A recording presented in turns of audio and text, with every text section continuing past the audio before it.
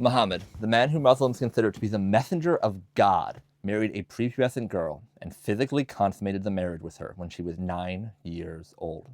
This video will be nothing more than giving you the Muslim sources, not secular ones, not Christian ones, the Muslim sources, because this is the teaching of Islam. There will be no rhetoric. I won't even quote a single Bible verse, just the Muslim sources on how, in Islam, their prophet physically consummated a marriage with a prepubescent 9-year-old girl. Let's see what Islam has to say about this. Now, the thing you should know on the start is that the holiest book in Islam is the Quran. But unlike the Bible, the Quran is structured kind of differently. It contains very little narrative. It has poetry, it has prayers, it has commands, and it has orders, but a lot less biography than the Bible does.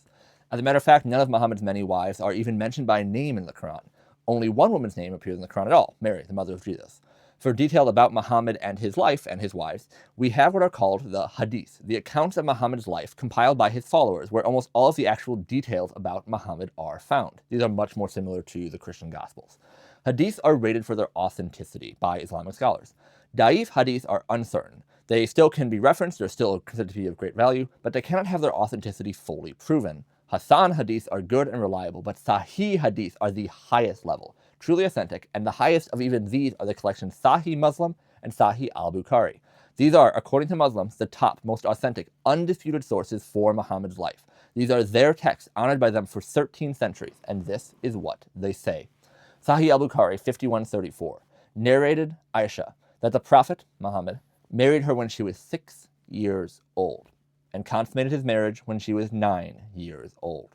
Hisham said, I have been informed that Aisha remained for the Prophet for 9 years, which is until his death. Sahih Muslim 1422c. Aisha reported that Allah's apostle, Muhammad, married her when she was 7 years old, and she was taken to his house as a bride when she was 9, and her dolls were with her, and when he died, she was 18 years old. Muslims have various explanations for the slight discrepancy in Aisha's age when Muhammad married her, according to the most reliable sources, either 6 or 7. They agree, however, without dissension on how old she was when Muhammad consummated that marriage. 9. Sahih Muslim, you may have noticed, takes pains to include the detail that her dolls were with her when this happened.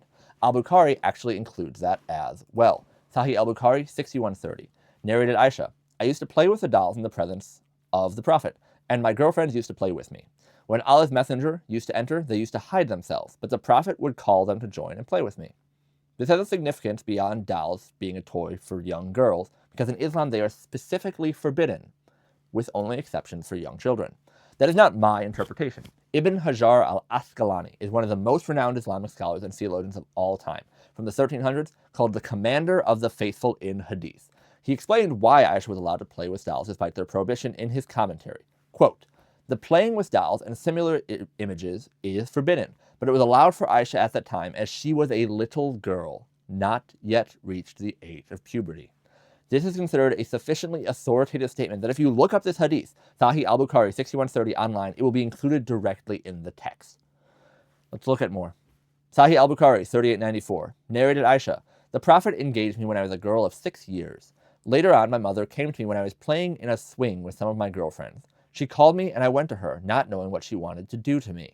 It goes on to describe Aisha being prepared and then says, unexpectedly, Allah's apostle came to me in the forenoon and my mother handed me over to him. And at that time, I was a girl of 9 years of age. Something that I do want to make clear, Muhammad is not a King David figure who in the Bible sinned terribly, adultery and murder, and was condemned for the wickedness of his sin, punished for that evil, yet still ultimately forgiven by a gracious God. David is the first biblical example cited for how God can forgive even the worst of people, but that is not how the Quran describes Muhammad.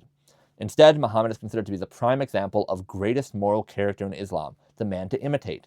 In the Quran, Surah 33:21, indeed, in the messenger of Allah, you have an excellent example for whoever has hope in Allah and the last day, and remembers Allah often.